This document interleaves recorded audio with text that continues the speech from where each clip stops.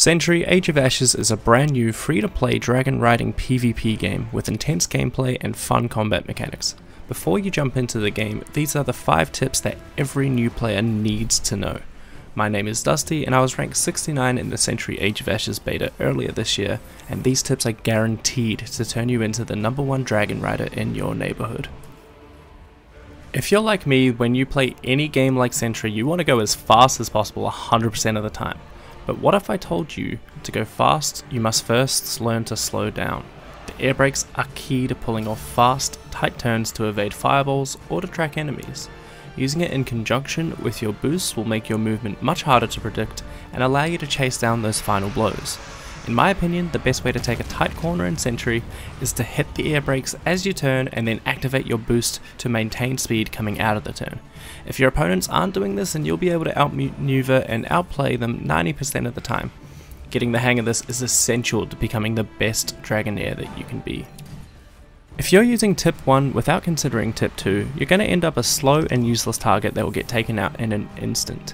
Movement is one of the most important aspects of Sentry, but to move effectively, you need to have good stamina control. Your stamina is shown by the 4 diamonds at the bottom of your screen, and every time you use your boost, it will consume one of these diamonds. You can replenish your stamina in 4 ways: by flying along the blue energy rifts, taking the air columns, going through an air tunnel, or picking up a wind blessing. Make sure to regularly replenish your stamina to keep the fast-paced combat that this game is all about. This often means pre-planning your flight route around these resources. There are power-ups all over the map. Make sure to pick them up frequently. These power-ups can be anything from replenishing your health or shields to the Drake Piercer that one-shot kills an opponent. In Carnage mode, these power-ups can give you a huge advantage.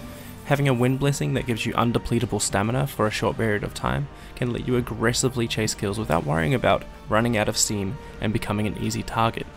While getting the Berserk Wraith will make you a near unstoppable beast. Make sure you take a mental note of where these power-ups spawn so you can plan your flight routes around them. I guess the more general tip here is to learn the layout of the maps and the power-ups within them. Now you might be thinking, I know how to shoot fireballs and how to breathe fire, what more do I really need to know?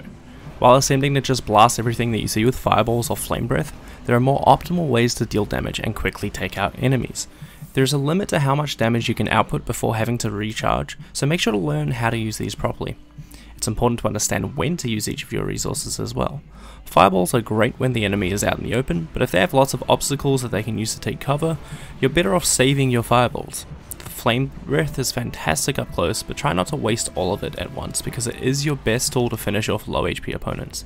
And remember, your flame breath will only hit when these orange markers are visible, and the fireballs are only locked on when the green enemy health bar is visible. My strategy is typically to fireball opponents that expose themselves, and then chase them down with the flame breath, tracking them through the narrow corridors to finish them off. Also remember to weave fireballs into your fire breathing to maximize damage output. Each class has its own strengths and weaknesses. They all have different health pools, powers, and abilities, so make sure to learn what each of these do. The Phantom class has the least health but can evade other dragons with its Mystic Shroud power and dish out a ton of damage through mines, blasts, and the bonus fireball damage, as well as its passive ability to deal more damage to enemy shields. I like to use this class as an assassin to quickly eliminate unsuspecting enemies. Wind Guards can rush to support teammates and buff themselves with their power Salvation Surge, while laying out area denying smoke or disrupting enemies with the blast ability. The passive ability for this class makes you less affected by shockwaves and debuffs. Wind Guard is the ultimate support class that can save teammates and turn the tide of a fight if played well. Marauders can relentlessly track and hunt down a single target extremely well at the cost of limited options for escaping pursuers. The Hunter's Mark power lets you unleash a flurry of fireballs that can be paired with Frostbolts for more damage, or Gust for some much needed defense. The passive ability for this class will let you restore your ability and power anytime you get an elimination or assist. Of course, any of these tips could be their own separate video, which is why I'll now ask you to subscribe to my channel for class-specific guides, map and game mode guides, as well as more advanced general movement and combat guides. In the meantime, if you want to ask for specific tips, feel free to drop a comment or stop by my live stream on Twitch. You can also join my Discord server where I hope to build a great community of Dragon Riders that can help each other out. Link in the description for all of these. That's all for this video. I hope you enjoyed, and I will see you in the next one.